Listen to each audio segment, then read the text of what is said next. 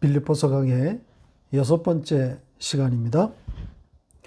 빌립보서 1장 12절로 14절 같이 읽겠습니다. 형제들아, 내가 당한 일이 도리어 복음 전파의 진전이 된 줄을 너희가 알기를 원하노라. 이러므로 나의 매임이 그리스도 안에서 모든 시위대안과 그 밖에 모든 사람에게 나타났으니 형제 중 다수가 나의 매임으로 말미암아 주 안에서 신뢰함으로 겁없이 하나님의 말씀을 더욱 담대히 전하게 되었느니라. 아멘. 아무래도 신약 성경을 강의하다 보니까 구약에 비해서 훨씬 잘게 썰게 되는 것 같습니다. 문법에 대한 이야기도 많이 하게 되고요. 나름 좀 쉽게 해보려고 하는데 문법을 말하고 또 원문, 원어 이야기를 좀 하다 보니까 그렇게 되지 않는 경향이 있습니다. 혹시 성경학자의 강연처럼 들리지 않을까 염려가 없는 것은 아닙니다. 설교를 준비하는 저는 참으로 흥미진진한데 듣는 여러분들도 같은 마음이었으면 좋겠습니다. 혹시 좀 어렵게 느껴지시면 그냥 넘어가지 마시고 반복해서 혹은 되돌려서 찬찬히 다시 들어보시기를 권해드립니다. 공부한다 생각하시면 좋겠습니다. 성경 저자가 원래 말하려고 했던 그 취지, 그걸 추적하는 것이니까 의미 있는 것 아니겠습니까? 온라인의 장점이 뭡니까?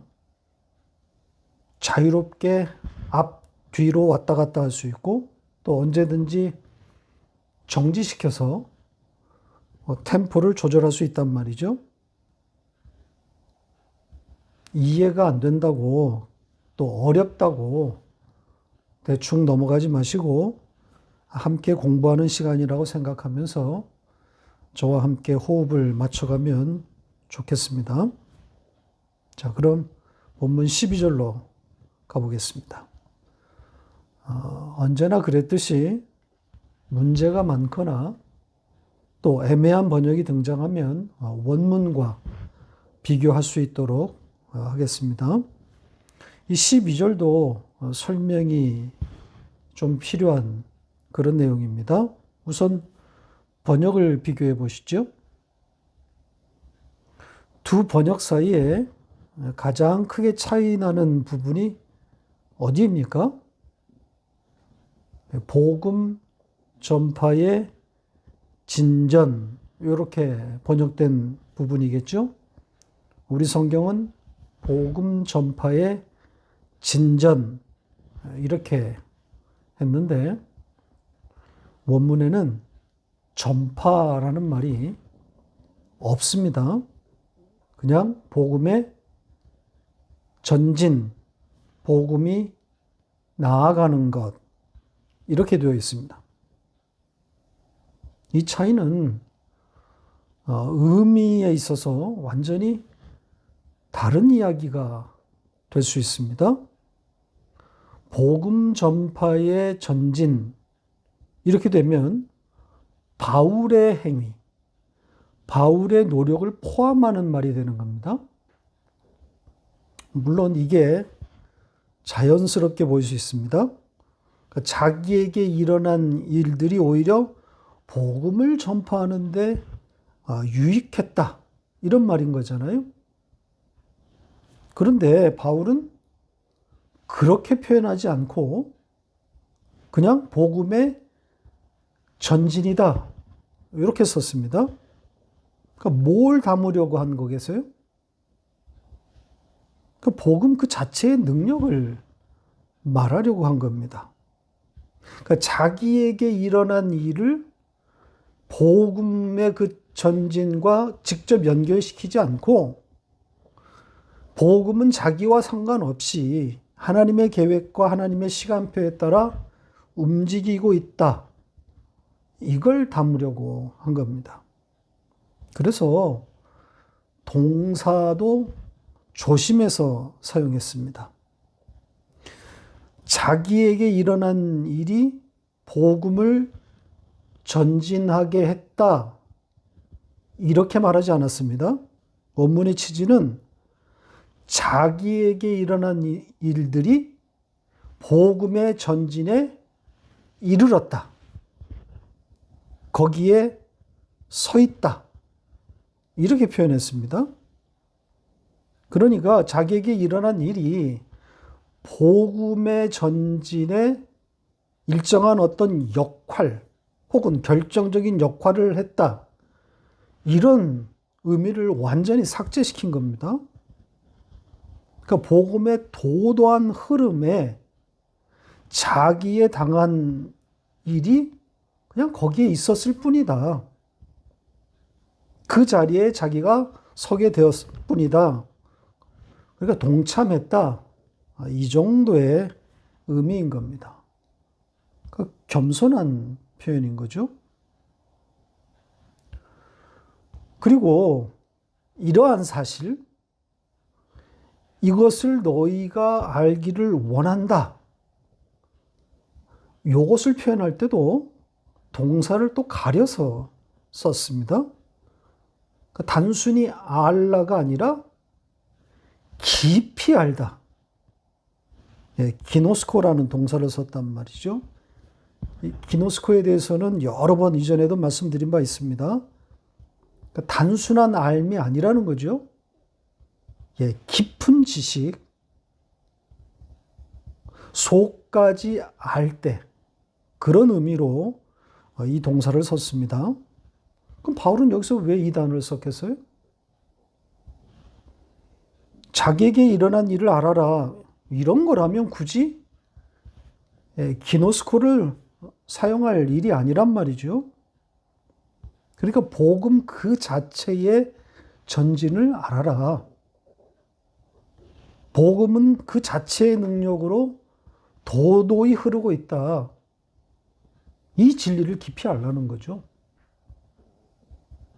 그러니까 자기에게 이러한 일을 말하려고 했다면 기노스코를 사용할 이유가 없습니다.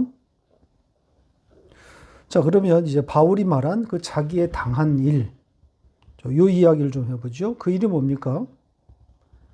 물론 앞에서 찾아낼 수도 있겠지만 바로 이어진 뒷문장에서 그 당한 일이 무엇인지를 금방 할 수 있도록, 바로 할 수 있도록 구체적으로 적시해 놓았습니다. 13절과 14절에 반복되어서 등장한 표현인데요. 뭐겠습니까? 나의 매임, 수감 생활, 옥중 생활을 말하는 거겠죠? 지금 바울은 로마 감옥에 갇힌 상태입니다. 재판을 받고 있는 중이죠. 로마에서 대략 2년 정도 옥중 생활을 한 것으로 학자들은 보고 있는데, 이때 옥중 서신들이 기록되었습니다. 아시는 것처럼 에베소서, 빌립보서, 골로새서, 그리고 빌레몬서, 이런 책들이 그때 기록됐단 말이죠. 이 바울의 이 로마에서의 옥중 생활에 대해서는 사도행전의 기록을 우리가 볼 수 있는데요. 그 기록을 통해서 추측한데, 바울은 시간이 흐를수록 로마에서의 옥중 생활이 자유로워졌을 것으로 짐작이 됩니다. 사도행전 28장에 기록된 내용으로 보면 이 로마로 이송된 초기에는 물론 감옥에 있었겠죠.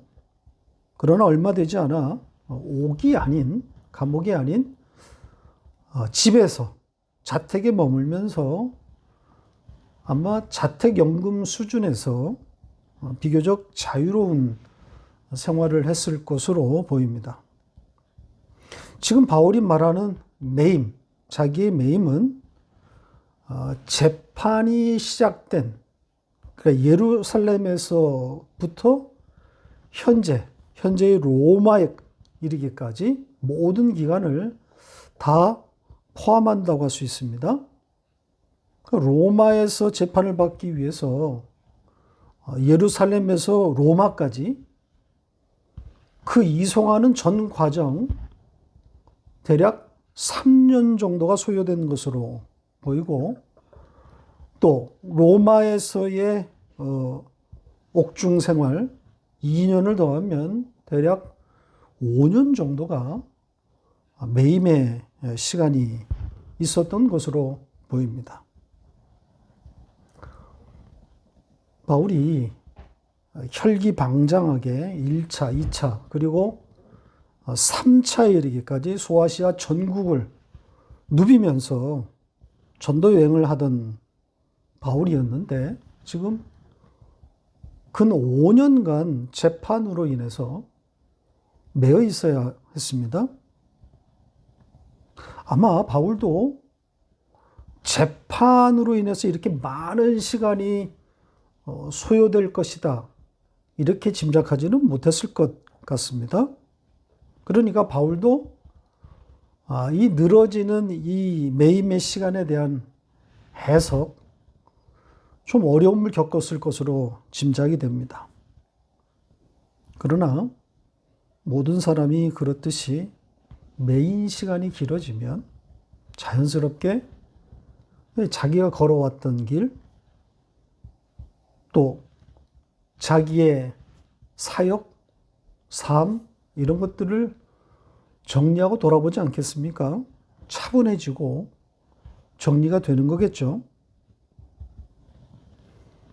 이때 결과적으로 옥중서신, 주옥 같은 4권의 옥중서신이 작성된 건 아닙니까? 비록 이전처럼 방방곡곡 찾아다니면서 복음을 전하거나 말씀을 가르칠 수는 없지만, 이 매임으로 인해서 그는 새로운 형태의 사역이 진행된 것 아니겠습니까? 무엇보다도 로마에 자신을 보내신 그 하나님의 섭리, 이것을 보게 됐단 말입니다. 그러니까 바울은 바로 이것을 설명하려고 빌립보 교회에게 이것을 설명하려는 겁니다. 자기 매임에 대한 해석, 자기의 해석을 공유하고 있는 거죠. 오늘 본문에 그 자기의 매임에 대한 2가지 이야기를 말하고 있습니다. 이제 첫 번째 이야기가 13절입니다. 13절 말씀 다시 한번 읽어볼까요? 같이 읽겠습니다. 이러므로 나의 매임이 그리스도 안에서 모든 시위대 안과 그 밖의 모든 사람에게 나타났으니, 자기의 매임이 그리스도 안에서 시위대, 총독부를 말하는 겁니다. 로마의 총독부의 모든 사람들에게 나타났다, 이렇게 말하고 있습니다. 이게 무슨 뜻인지 이해가 되십니까?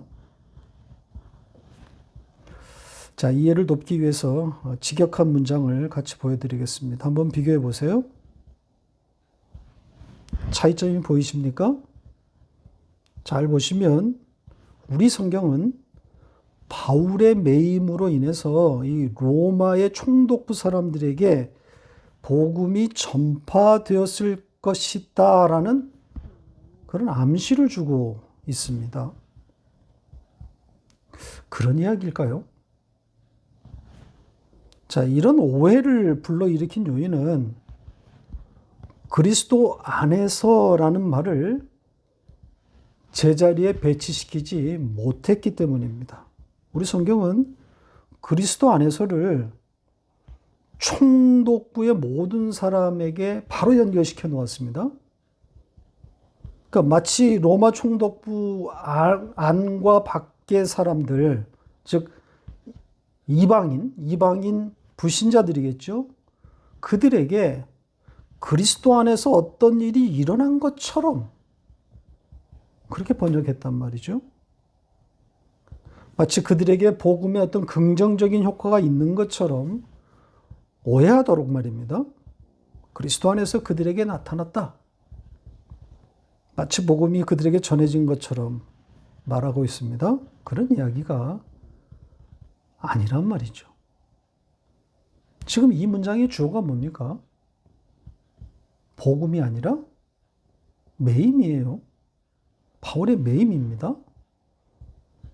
복음이란 말은 아예 등장하지 않아요. 그러니까 바울의 구금 혹은 투옥, 재판, 이것이 그리스도 안에서 총독부 사람들에게 나타났다. 이런 거잖아요. 자, 이게 의미가 통합니까? 어색하지 않습니까? 바울의 매임이 총독부 모든 사람들에게 나타났다. 이게 무슨 말이냐고. 자, 그리스도 안에서라는 말이 있어야 할 바른 자리를 놓쳤기 때문입니다. 이 그리스도 안에서라는 말이 수식하는 단어는 바울의 매임이에요. 매임. 그러니까 그리스도 안에서의 매임이라는 거죠.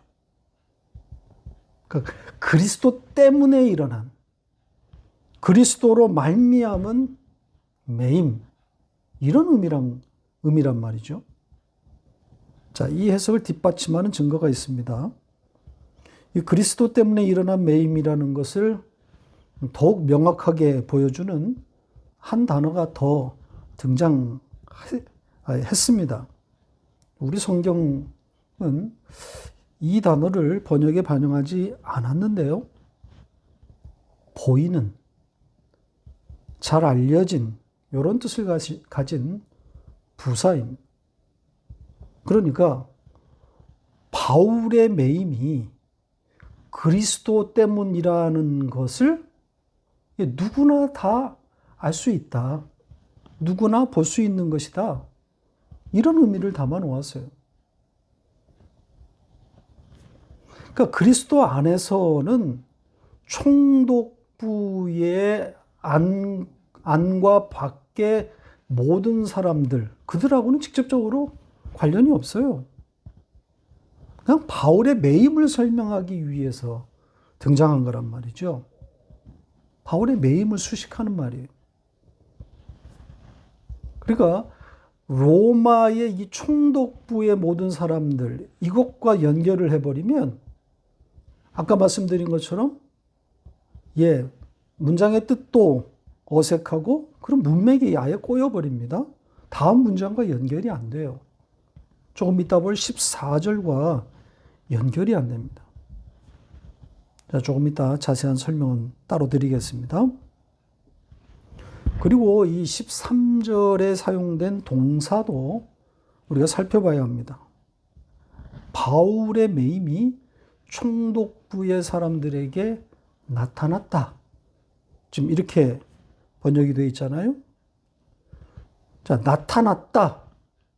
이렇게 말하고 있는데 그것보다는 이 단어의 원뜻이 이르렀다. 그렇게 되었다. 이런 단어입니다. 기노마이라는 동사가 쓰였단 말이죠. 따라서 바울의 매임이 그들에게 이르렀다.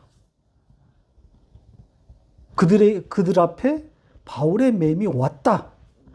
이런 말이에요. 그러니까 직역하면 그의 매임이 총독부의 안과 밖의 모든 사람들에게 왔다. 이런 뜻입니다. 무슨 뜻이겠어요?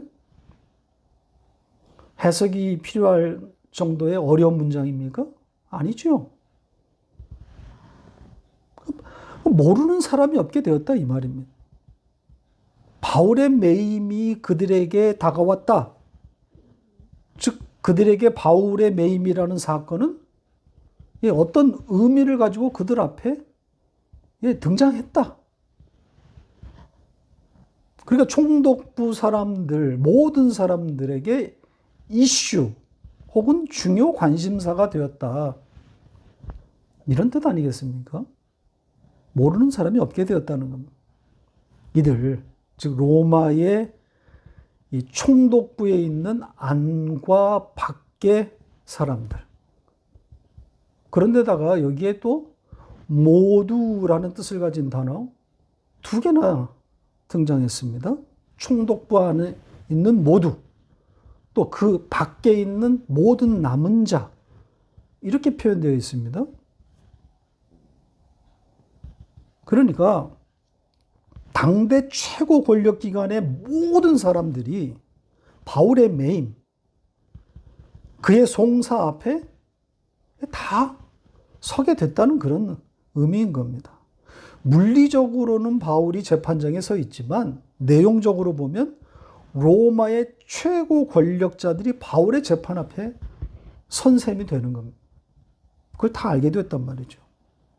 그러니까 한 조그만 식민지 국가의 자체의 종교적인 그런 분쟁인데 그거에 대한 재판 아닙니까? 그래서 그냥 묻혀버릴 만한 그런 사소한 재판인데 그렇게 되지 않았다는 겁니다. 세계적인 사건이 된 겁니다. 로마의 심장부 한복판에서 모든 사람의 관심사가 된 거란 말이죠. 물론 이 재판은 흐지부지 종결되었습니다. 바울을 고발한 예루살렘의 유대인들이 로마에 오지 않음으로 인해서 재판 자체가 열리지 않게 되었단 말이죠. 진행될 수 없었습니다.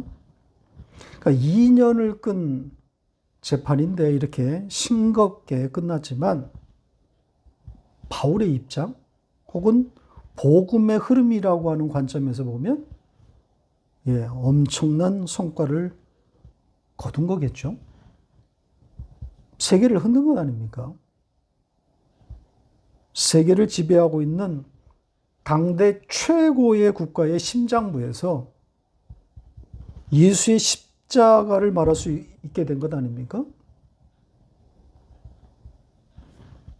바울이 3번이나 전도 여행을 다녔고 방방곡곡에 복음을 전한 그것과 단순 비교할 수는 없겠지만 그 전도 여행 못지않게, 아니 그 이상의 성과를 거뒀다고 평가받을 수 있지 않겠습니까?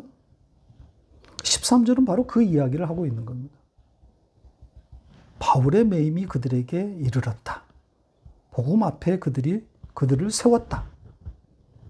이런 의미로 읽으면 될 것 같습니다. 자, 그러면 바울의 매임으로 인해 복음 앞에 서게 된 총독부 안과 밖의 모든 사람들이 그 복음에 대하여 긍정적으로 반응했다는 것이냐, 아니면 부정적이었다는 것이냐.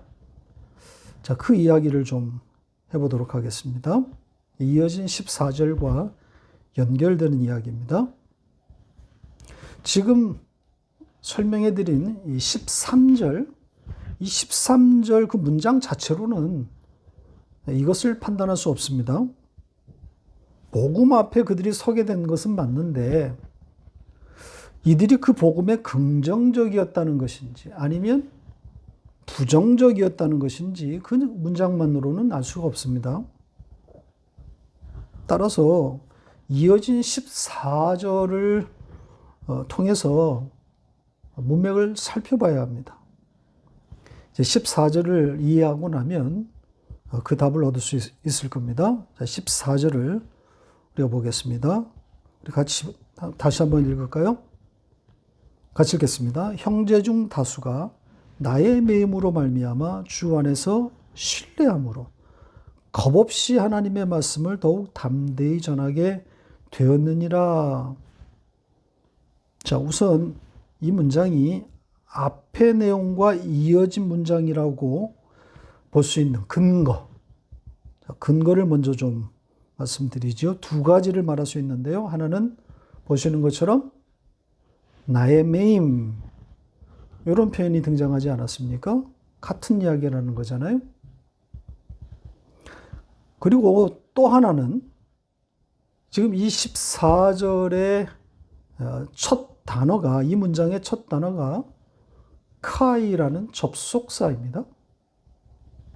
그러니까 그리고 혹은 그러나 이렇게 시작하고 있는 거죠. 앞 문장과 연결되었다는 표시란 말입니다. 문맥에 따라서 그리고일 수도 있고 그러나일 수도 있습니다. 그렇다면 여기서는 그리고가 맞습니까? 그러나가 맞겠습니까? 앞절인 13절의 내용과 비교해 보시면 되지 않겠습니까? 어렵지 않은 거죠. 자, 14절의 내용이 뭡니까? 자, 이 14절도 좀 원문과 비교해 보시기 바랍니다. 자, 여기에 형제들, 그 상당수의 그 형제들, 그들이 누구인지 명확하지 않습니다. 언뜻 빌립보 교회 성도들을 말하는 것처럼 보이지만 그런 것 같지 않습니다. 지금 형제들을 표현하면서 정관사를 붙였고요.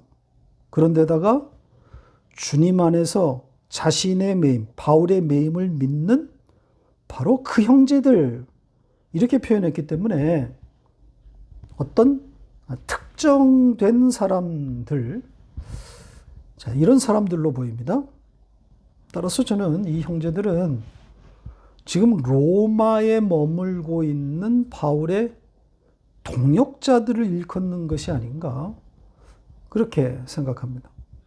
디모데와 에바브로디도 그리고 이 골로새서와 빌레몬서에 등장하는 언급된 여러 동역자들 그들이 여기에 그 형제들이 아닌가 그렇게 생각합니다. 자, 이 형제들은 바울의 매임을 믿고 있는 사람들입니다.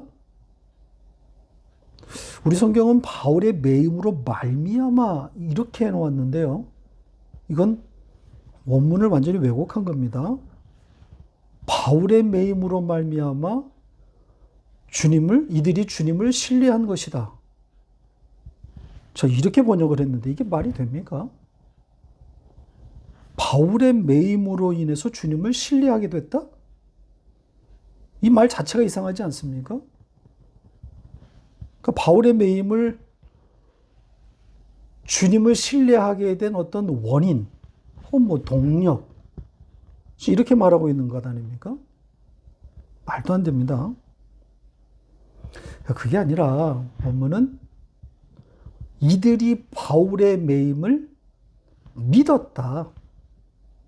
설득당했다. 이렇게 말하고 있습니다. 매임을 믿었다. 바울의 매임을 설득당했다. 그 매임에 대해서 설득당했다. 무슨 뜻이겠어요? 바울의 매임에 대한 해석이 되었다는 겁니다. 그의 매임의 의미를 깊이 알았다. 기노스코 했다는 거죠. 그래서 이들은 하나님의 그 말을 이전보다 더욱 담대히 강력하게 말하고 있는 중이다. 하나님의 그 말을 말하고 있는 중이다. 이렇게 쓰고 있습니다. 하나님의 그 말, 로고스입니다. 그 로고스를 말하고 있는 중이다. 그 로고스, 예수 그리스도란 말이죠. 예수 그리스도를 강렬하게 이전보다 더욱 말하고 있다는 겁니다. 그러니까 바울의 매임에 대한 해석이 되고 나니까 그게 설득이 되고 나니까 더욱 담대하게 예수를 전하고 있는 중이라는 겁니다. 장기간의 바울의 매임, 그의 재판에 대한 해석이 되고 나니까 그 말씀, 그 로고스이신 예수 그리스도를 로마의 심장부에서 담대하게, 강렬하게 전하고 있다는 겁니다. 해석의 능력이 중요한 겁니다. 일어난 일을 주님 안에서 해석할 수 있어야 하는 거죠. 여러분에게 일어난 과거에 어떤 힘들었던 기억들이 있지 않습니까? 혹은 지금 그런 자리에 있는 분들도 계실 겁니다. 그런데 해석이 안 되고 있는 일. 자, 그 일이 직접 내게 닥쳐질 수도 있고, 혹은 나에게 영향을 주고 있는 내 가족이나, 혹은 내 주변에서 일어난 일일 수 있습니다. 그런데 해석이 안 되면 그 자리를 박차고 빠져나올 수가 없는 거죠. 그러니까 매이는 거란 말입니다, 거기에. 해석이 되어야 털고 나올 수가 있는데 해석이 안 되면 매이는 거예요. 지금 14절의 표현으로 말씀드리자면, 믿는 것, 설득당하는 것. 그 일을 믿게 되어야 한단 말입니다. 그 일을 설득당해서 믿게 되어야 하는 거죠. 해석이 된다는 것은. 물론 설득의 주체는 성령 하나님입니다. 그러니까 여러분에게 일어난 그 일이 해석될 때, 믿게 될 때, 그 자리에서 빠져나오게 되는 것이고, 그렇게 되면 하나님의 그 말, 그 로고스, 예수 그리스도를 이전보다 더욱 담대하게 말하게 되는 거란 말이죠. 이 해석, 이 실력을 갖춰야 하는 거죠. 기도해야 하고, 그것을 위해서 또 말씀을 가까이 두고 연구하고 묵상해야 하는 것 아니겠습니까? 해석이 되는 사람과 그렇지 않은 사람은 하늘과 땅만큼 다른 삶을 사는 거란 말이죠. 해석이 되어야 행복하지 않겠습니까?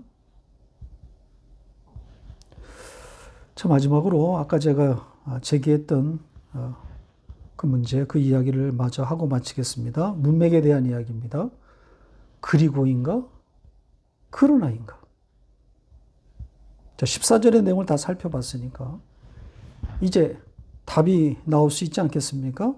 그리고입니까? 그러나입니까?